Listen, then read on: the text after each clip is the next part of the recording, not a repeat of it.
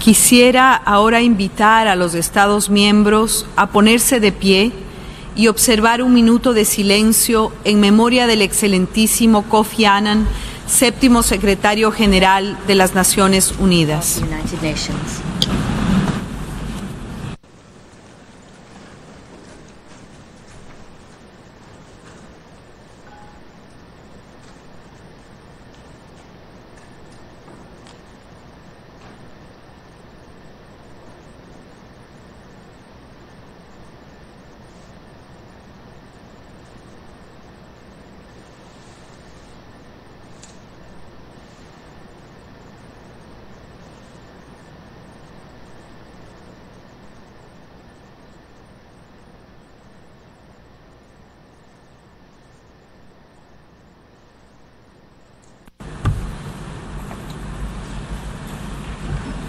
Muchas gracias. Many thanks. I now give the floor to the distinguished representative of Madagascar, who will speak on behalf of the African states. Ambassador, you have the floor.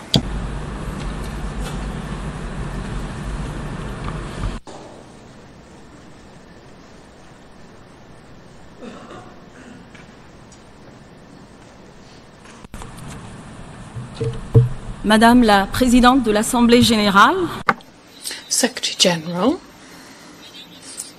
Under Secretary General, Madame Annan, and all members of the Annan family, ladies and gentlemen. It is ignorance, not knowledge, that makes others say that there are many worlds, when we know that there is one, ours. I wished at the outset to begin my intervention on behalf of the African group with the words of the late Kofi Annan himself, which speak volumes as to how he saw the need for a collective and non-exclusive approach to international relations. This vision was to contribute particularly to a review and realignment of the relations between Africa and the rest of the world. An Africa that today is a key stakeholder in the international system. This vision was to drive and guide this visionary and pioneer of the new Africa, in which he profoundly believed. Convinced as he was that Africa's prosperity is essential to global stability, Kofi Annan invested all his energy in encouraging and promoting programs for development and to eradicate poverty.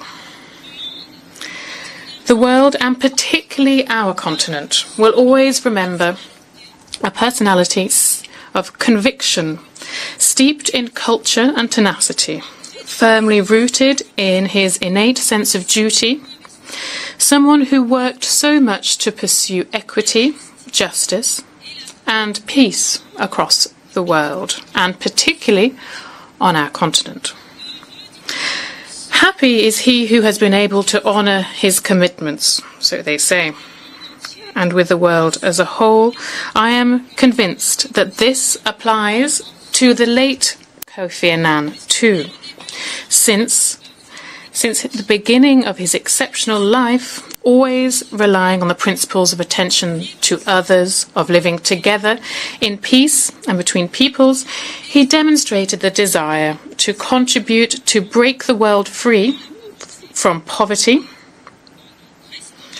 and by re-establishing peace and security.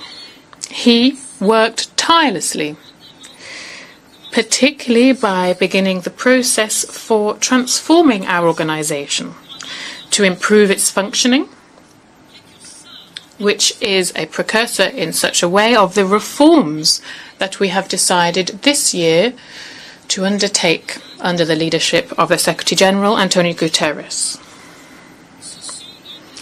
It is therefore with great emotion and a grateful reverence that we are gathered here to pay a heartfelt tribute to Kofi Annan. But we are also here to express our wish to take inspiration from his legacy and to continue the work that he began by making the United Nations relevant for all peoples through our efforts for peace and sustainable development, as the theme of this 73rd session recommends to us. While Africa cannot take solace from this immense loss, we can nevertheless be proud of the tributes flooding in from the world over to one of Africa's sons who was able to earn universal respect. The pain that grips us is soothed by the great life lessons that we have learnt from this immense, tranquil force who has left us so peacefully. May the land of this Africa, which he has worked so hard, be light, and that he rest in peace. I thank you very much for your attention.